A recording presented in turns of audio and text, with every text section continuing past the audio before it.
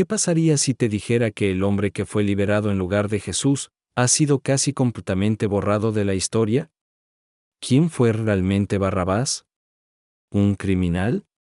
¿Un rebelde? ¿O acaso una figura más compleja, incómoda, tan incómoda que la tradición prefirió olvidarlo? En este nuevo expediente de archivo inexplicable, te invitamos a investigar con nosotros uno de los pasajes más impactantes, enigmáticos y controversiales de la historia bíblica. Porque detrás de la aparente simplicidad de la historia de Barrabás, hay secretos, omisiones y preguntas que aún no tienen respuesta. Hoy exploraremos lo que dicen y lo que no dicen los evangelios sobre él. Las teorías religiosas, hipótesis históricas y hasta conspiraciones en torno a su figura. Y finalmente, ¿qué ocurrió con él después de su liberación? Suscríbete ahora, porque este archivo va a cambiar tu manera de entender uno de los momentos más impactantes de la historia sagrada, y quizás también, tu manera de ver la justicia. Prepárate. Comienza el análisis. El escenario histórico, Jerusalén bajo Roma. Para entender quién era Barrabás, primero debemos comprender dónde estaba, cuándo vivía y qué tipo de mundo lo rodeaba. Jerusalén en el siglo I no era solo una ciudad santa. Era un hervidero político y religioso, bajo la ocupación del Imperio Romano. Las tensiones eran constantes. El pueblo judío se encontraba dividido entre colaboracionistas y rebeldes, entre fariseos, saduceos, celotes y esenios.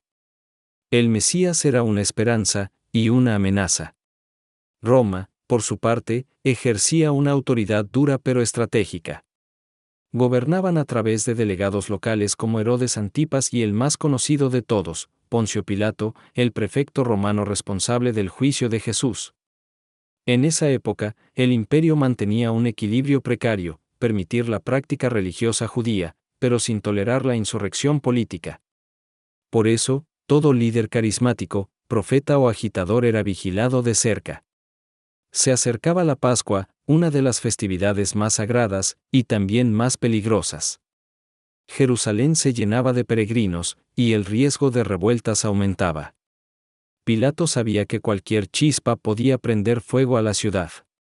En ese contexto de fervor religioso, opresión extranjera y expectativas mesiánicas, un hombre aparece en escena.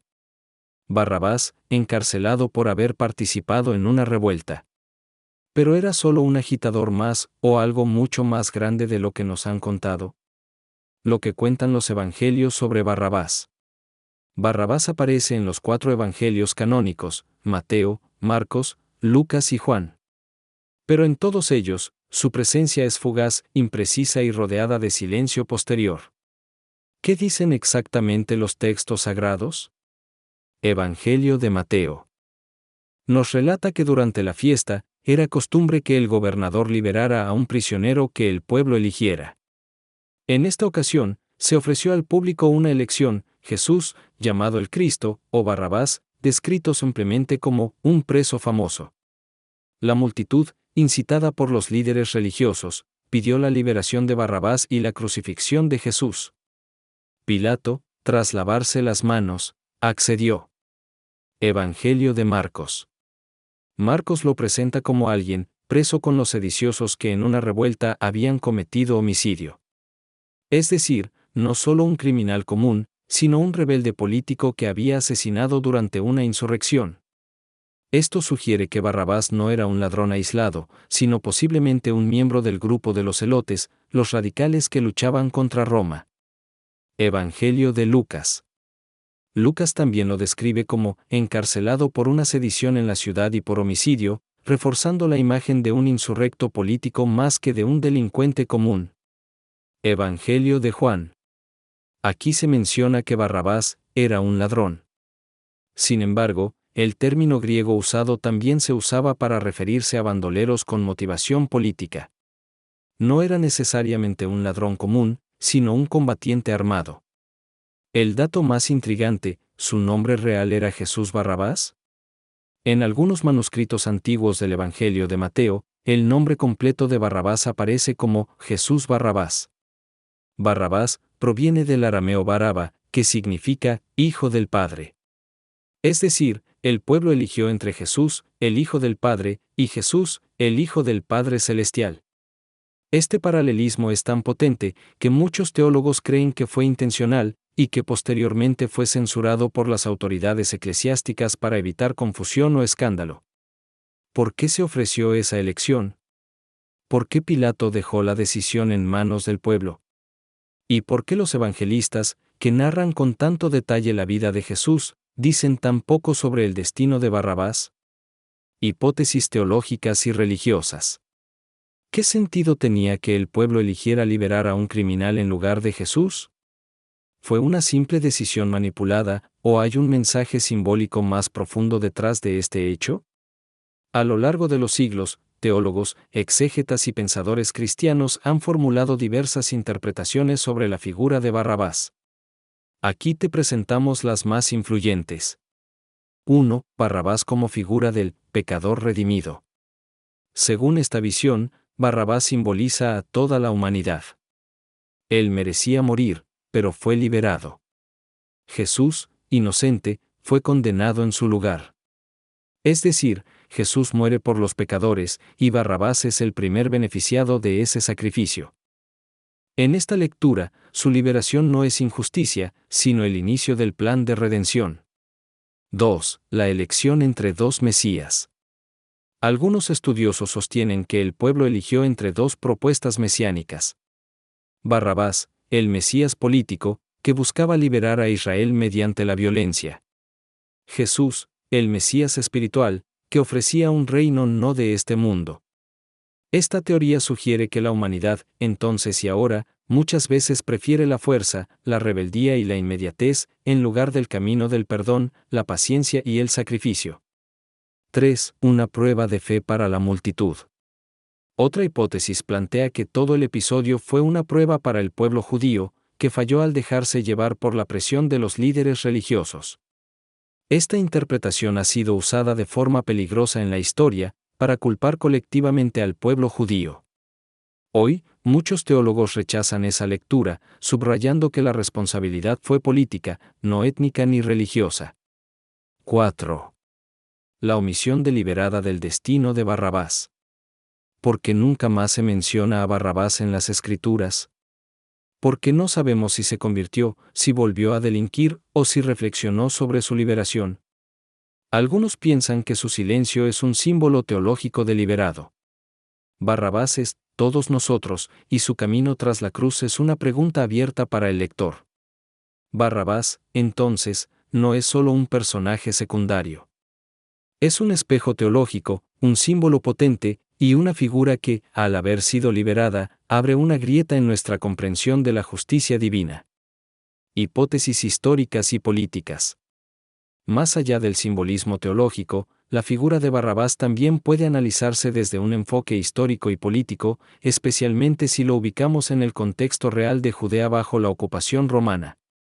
1. ¿Barrabás como celote o revolucionario?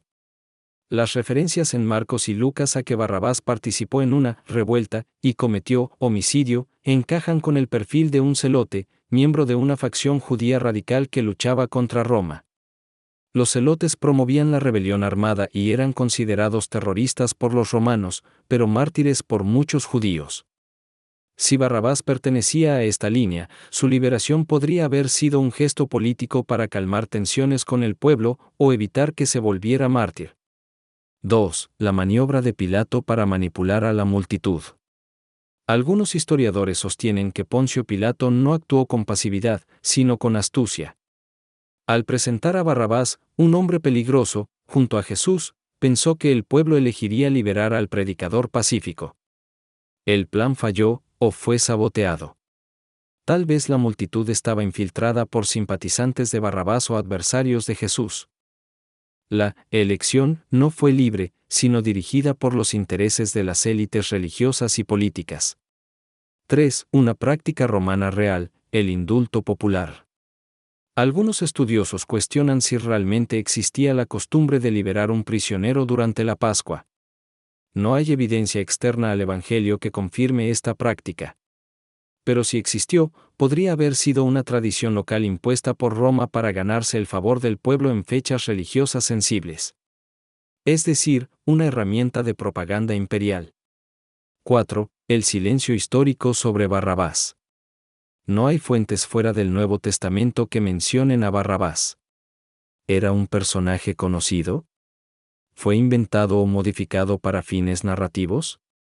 Algunos investigadores especulan que Barrabás podría haber sido una figura compuesta, una especie de amalgama de múltiples presos políticos cuyo caso fue adaptado para simbolizar el conflicto entre Roma y el mensaje de Jesús. Sea como figura real o como construcción histórica, Barrabás encarna una tensión muy profunda, el conflicto entre la autoridad imperial y el deseo de liberación popular. Y quizá, también, la forma en que la historia se escribe según quien la cuenta. Hipótesis alternativas y teorías conspirativas. Toda gran historia incompleta da lugar a especulaciones. Y el caso de Barrabás, un personaje crucial que desaparece sin dejar rastro, ha inspirado teorías que van desde la crítica textual hasta la conspiración religiosa. Aquí analizamos las más discutidas, y también las más incómodas. 1. ¿Barrabás no existió? Algunos estudiosos modernos sugieren que Barrabás podría ser una figura literaria, inventada para dramatizar el juicio de Jesús. Su nombre, Baraba, hijo del Padre, sería simbólico, y su historia, una herramienta narrativa para contrastar el rechazo del Mesías verdadero frente a la aceptación de un falso Salvador. Esta teoría se basa en la estructura alegórica del relato y la ausencia total de fuentes históricas externas. 2. Censura en los primeros concilios. Los manuscritos más antiguos del Evangelio de Mateo contienen una versión en la que el prisionero se llama Jesús Barrabás. Algunos expertos creen que este detalle fue eliminado intencionalmente por editores cristianos posteriores, ya que resultaba confuso o herético que el pueblo eligiera entre dos hombres llamados Jesús. Esta supresión pudo ocurrir en los concilios donde se definieron los textos canónicos, con el objetivo de proteger la claridad dogmática. 3. ¿Y si Barrabás era un doble de Jesús?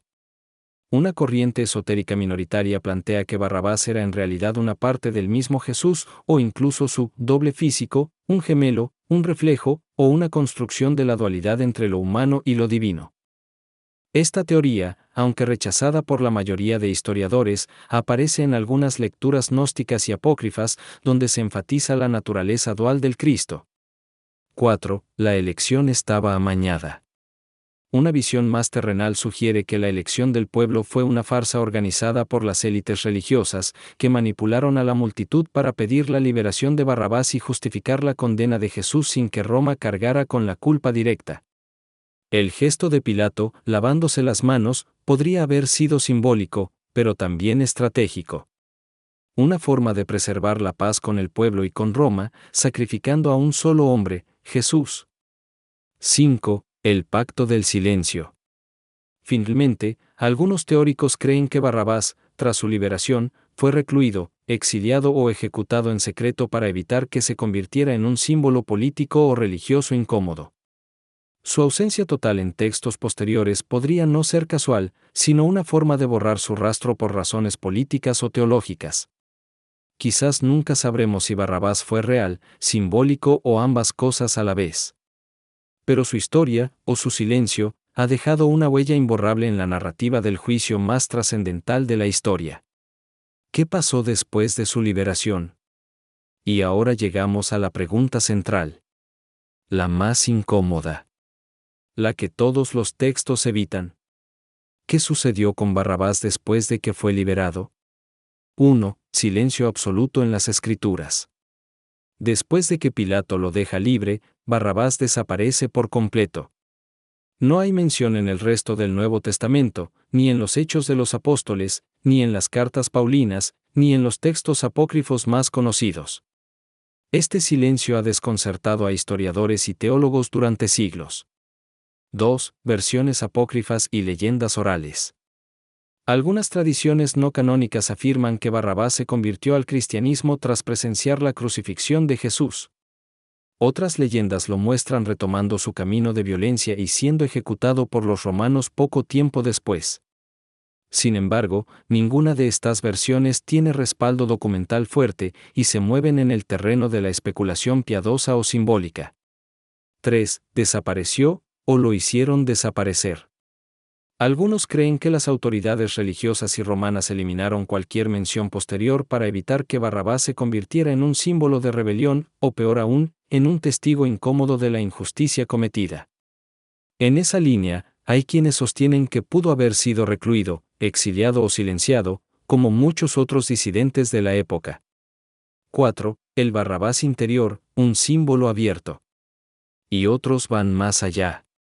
Proponen que no se habla más de Barrabás, porque su historia nunca terminó. Barrabás es el ser humano frente a la elección.